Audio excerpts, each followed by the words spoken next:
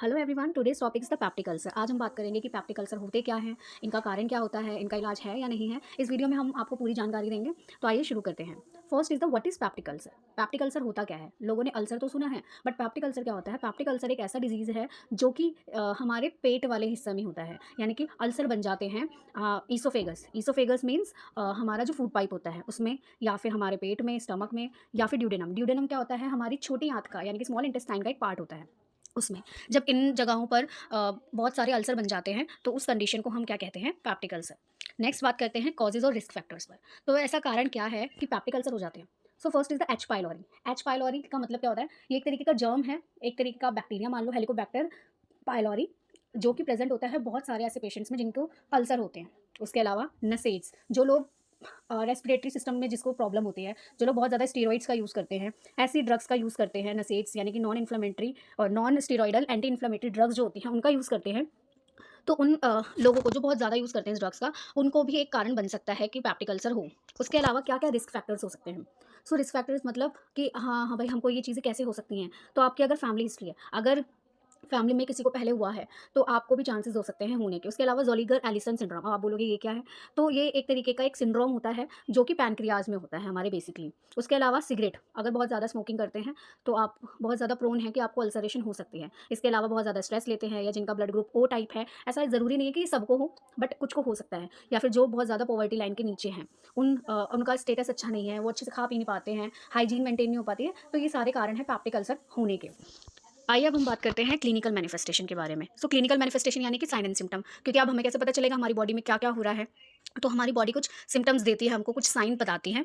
तो पहला है ग्नोइंग। ग्नोइंग का मतलब हंगर। आपको भूख तो लगेगी और खाना खाओगे तो हर्ट बर्न होगा, यानी कि जलन होगी सीने में। नेक्स्ट आता है स्टमक एक after eating meal at least 1 to 2 hours, यानी कि आपको खाना खाने के 1 से 2 घंटे बाद दर्द होगा पेट में। उसके अलावा nocturnal abdomen, nocturnal is related to night, तो आपको रात में पेट में दर्द होगा और पेशेंट जो है वो जाग जाएगा पेट दर्द के कारण अराउंड 3 ओ क्लॉक, ठीक है, रात में। उसके अलावा एनोरेक्सिया, यानी कि आपको भूख कम लगेगी और वेट लॉस होगा। ऑफ कोर्स सी बात है, अगर खाना नहीं खाएँगे तो वज़न घटेगा ही घटेगा। डिज़ीनेस, यानी कि चक्कर आना, सर भारी-भारी रहना, ठीक है। सिनकोप में यानी कि एकदम से चक्कर आना, सर घूमना और फिर ठीक हो जाना, ठीक है। हेमेटोमेसिस, यानी कि या तो आपके स्पूटम में ब्लड आएगा, या फिर आपके मेलिना, मेलिना मीन्स आपके स्टूल में ब्लड, स्टूल में मतलब मोशन में ब्लड आएगा, या और जब ब्लड इतना सारा निकलेगा कहीं न कहीं से तो आपको एनीमिया भी हो सकता है। तो ये कुछ क्लिनिकल मैनिफेस्टेशंस है पैप्टिक अल्सर के, ठीक है। अगर आपको ये जो टर्म्स मैंने यूज़ करे जैसे एनोरेक्सिया हो गया, नॉक्चुरल हो गया, ठीक है, हेमिस्टेमेसिस हो गया, तो ये कुछ टर्मिनोलॉजीज़ हैं। अगर आप चाहते हैं कि मैं इसके लिए एक वीडियो बनाऊँ, तो मैं इसके लिए एक शॉर्ट वीडियो अपने चैनल पे अपलोड कर दूँगी। उसके अलावा डायग्नोस्टिक इवैल्यूएशन, अब हम इसका टेस्ट कैसे कराएँ? अब डॉक्टर को भी तो कन्फर्म करना पड़ेगा ना कि वो क्या एक्चुअल में ये पैप्टिक अल्सर ही है या फिर कुछ और है, तो वो कुछ टेस्ट कराएँगे। First is the upper GI endoscopy. Upper GI endoscopy मतलब हमारा जो गैस्ट्रोइंटेस्टाइनल एरिया है उसका अपर पार्ट, यानी कि ईसोफेगस वगैरह हो गए, इनका ये लोग एंडोस्कोपी करेंगे। एंडोस्कोपी के अंदर एक ऐसा प्रोसीजर होता है जिसमें एक कैमरा अंदर दिया जाता है और वहाँ से स्क्रीन पर दिखता है, वो कैमरा स्क्रीन पे शो करेगा कि इस एक्चुअल में प्रॉब्लम क्या है। उसके अलावा बायोप्सी और साइटोलॉजी, ठीक है। बायोप्सी में हम टिश्यू कलेक्ट करते हैं उस एरिया का जहाँ पर अल्सर है, ठीक है। और साइटोलॉजी में हम सेल्स चेक करते हैं। पाइलोरी टेक का मतलब क्या है? इसमें हम चेक करते हैं कि वह जो हेलिकोबैक्टर हमने पढ़ा था पीछे, तो वो टेस्ट करते हैं कि वो वाला बैक्टीरिया तो नहीं है इसमें, वो वाला जर्म तो नहीं है। उसके अलावा हम रेडियोग्राफी करेंगे, यानी कि हम एक्स-रे निकालेंगे अपर जीआई का। उसके अलावा स्टूल टेस्ट करेंगे, क्यों? क्योंकि हमें खून आ रहा था मोशन में।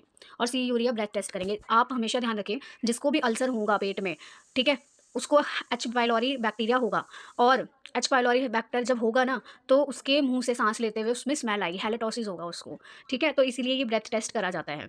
उसके अलावा हम इसका मैनेजमेंट कैसे कर सकते हैं? तो कुछ जनरल मेजर्स हैं जिनका आपको ध्यान रखना है ताकि आप इसको प्रिवेंट कर सकें। तो first is the elimination of NSAIDs, बहुत ज़्यादा स्टीरॉइड्स आपको नहीं खाने हैं। उसके अलावा सेसेशन ऑफ स्मोकिंग, स्मोकिंग नहीं करनी है और अच्छी डाइट लेनी है।